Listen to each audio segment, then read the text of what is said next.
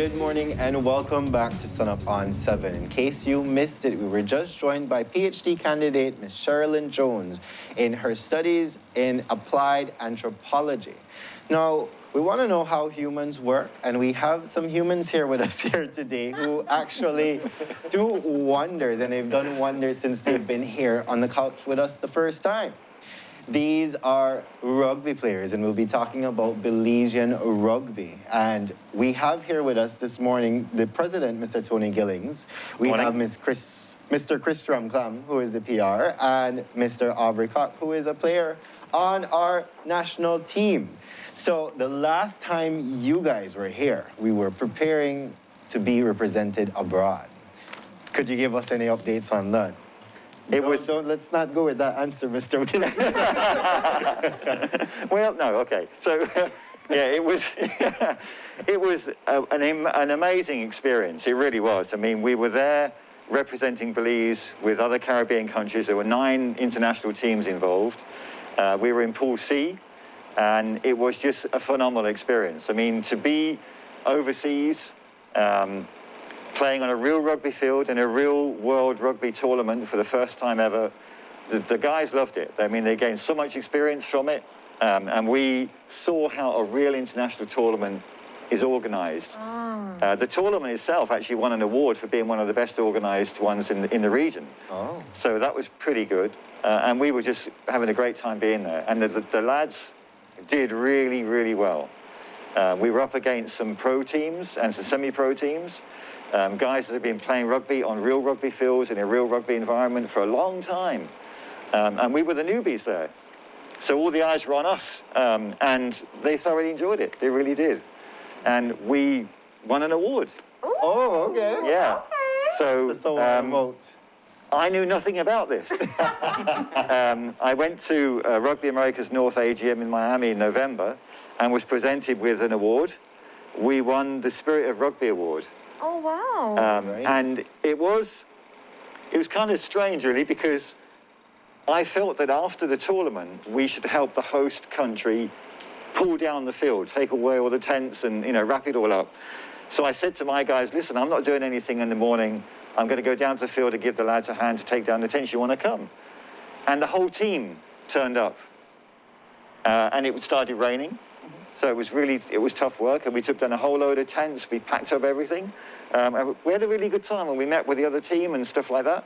So, yeah, we won the award, Spirit of Rugby 2021 award, which was fantastic. Well, I can see exactly why you guys won that too as well, you know? Yeah. Going outside of your way. But you know what's so interesting too is, I mean, you've mentioned that, you've been practicing, rugby, but you were never on that real rugby field internationally. So to think that you guys have the spirit going there and understanding and learning, it shows a lot of the dedication that these young men have, I have to say. Yeah, and it demonstrates too that rugby isn't just about, it's not just about winning, it's about the participation, it's about the camaraderie you show. And in most other sports, when teams play games and they lose or they win, they just go their separate ways and that's it, right? Right. Yeah. We don't. We want to get together, we want to learn more, we want to meet with the other teams. The opportunities, we had photographs taken with the team that won, the second team, the third place team. It was a really good spirit, and I just felt like, we've got another day in Turks and Caicos, which was a nice place to be, because our flights wasn't until the following day, so why not, go and break down the field? I love the sportsmanship there. Yeah. That's true sportsmanship. I want to direct this to you, Aubrey. How was your experience in playing abroad there? Did you run for your life? I did, but they happened to be quite faster than me. The first thing that came to my mind when we went to view the field was it was actually quite smaller than we were practicing on. Oh. So first we had to adjust the mindset that, hey, we don't have as much room to navigate around.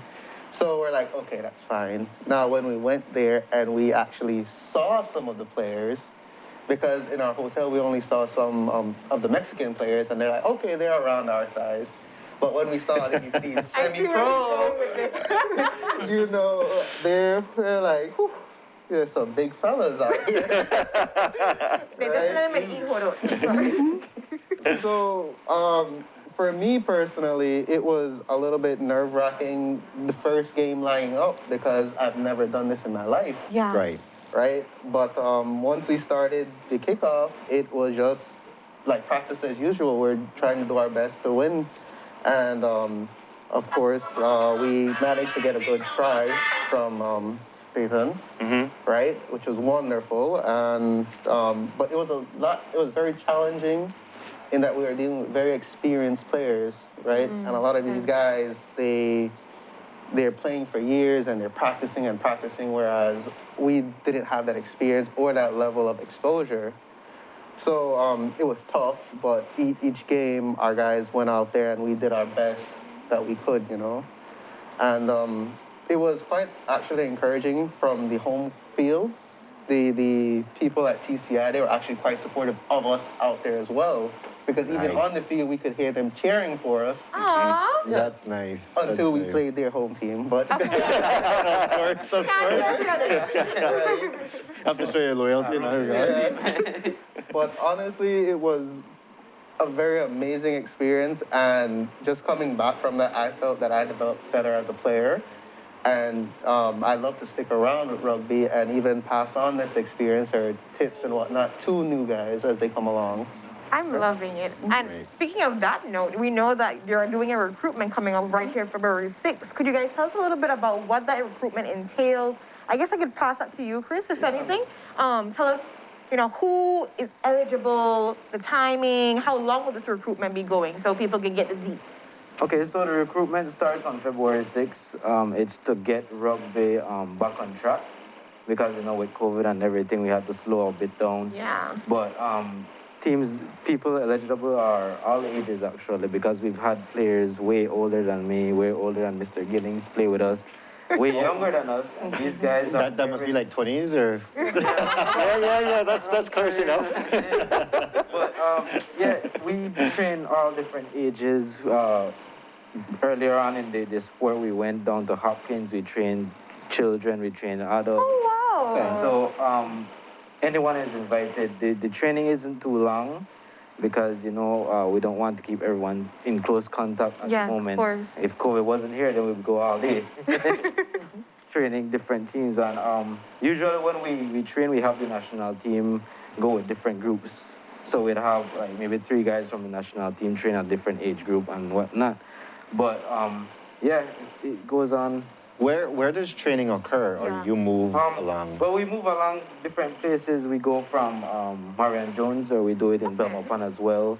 We try to go all over the country to include everyone, trying to get the sport, you know, more widespread in Belize. So you guys go to them? Yes, we go instead to of, them. all right, I like so we would have a date, and then we'd set where we'd be, and then we'd try to post that up so that people know, or we'll be in the area at that time. Where would it be posted? And also, in case somebody, for some reason, they don't know about posting, is there a contact number that they can reach you guys to know about next practices or where you're going to be? Well, we have the Facebook page, Rugby Belize. We have an Instagram page as well, where you can contact Mr. Gillings or myself. My number is 632-5837. You can contact me for the information as well. But we try to post all the events happening on Facebook and Instagram right now. We're trying to get the Instagram page started as well. And this is Rugby Belize, right? Rugby Belize. Okay. Okay, great. And in terms of your support, sponsorships and things like that, how is that happening for you guys?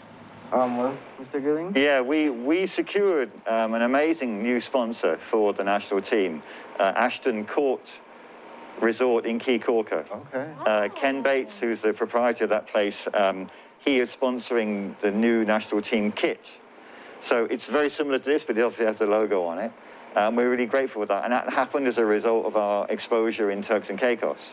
Other sponsors have come on board as well, so that's really good news for us because it's expensive. You know, you can't make this kit in Belize. You've got to make it overseas, and it's got to be measured and then, you know, imported and stuff like that. So the exposure was really good. We want more, obviously, and one of my objectives for the next year is to start developing a female team. Woo! Okay. Yeah, because female rugby is a spectacle. It is amazing to watch because... Yes. Yeah. We got that one. girls and boys are not allowed to play together. You have to have separate competitions for that. But World Rugby is now mixing the World Cups and the rugby events, so the women play on the same days, on the same field as the men, but at different times, obviously. Right. Because we're trying to promote women's rugby or girls' rugby. We want more. We don't have any in Belize right now. I want to change that because that side of rugby is really growing very, very fast. Oh, wow. And girls love it. They really do. Watch the girls play online. Oh, my gosh. I mean, the girls are rougher than the guys. Yeah, they are. But the thing is, they show the same camaraderie off the field as they do on the field. It's a totally different ball game. It really is. So February the 6th, we're going to be in Cayo at Victor Galvez Stadium on Sunday. That's when we kick off the new recruitment drive. We're also looking for people to join us on the management side because this sport is growing so fast. And for a long time, I've been doing it with a small group of people. Now I need to expand that. Chris is the first person to come on board as a PR officer to try and take some of the workload because we can't keep up with it. There's so much going on. I love the fact that it's growing so fast. Yeah, and going overseas, getting the team ready to go overseas, that's a whole new area of stuff that we haven't done before. So the next time we go overseas is Mexico City, hopefully in April. They haven't named it yet because of COVID it was supposed to be in February, but they had to call it off. Yeah. Okay. So, but that's going to be another huge event. There's 25 teams competing in that competition. Oh, wow. Yeah. So yeah, it's a whole regional thing. And the teams going there will start gaining points for the Commonwealth Games and for the next Olympics. So we have started our ranking. Turks and Caicos was the first time. We've got on the ranking list now, so we're getting points. So the next one is going to be another big competition. And anybody that watched the HSBC World Series, which is what some of these competitions are all about, Jamaica was one of our teams from our region in there for the very first time.